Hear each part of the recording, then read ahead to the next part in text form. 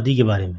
ये आप अपने सामने यूपीएससी 2017 में तीस्ता नदी से रिलेटेड आया हुआ क्वेश्चन देख रहे हैं, जिसका आंसर आपको दोस्तों लास्ट में बताना है। दोस्तों, तीस्ता नदी ब्रह्मपुत्र की एक सहायक नदी है, जिसका उद्गम सिक्किम के हिमालय क्षेत्र में कांगसे ग्लेशियर से होता है। कई स्रोतों में आपको इसका उद्गम स्थान चोलामू लेक भी देखने को मिलेगा, क्योंकि दोस्तों तीस्ता नदी को इस लेक से भी जल की प्राप्ति होती है। इस झील को सोलामो लेक भी कहा जाता है।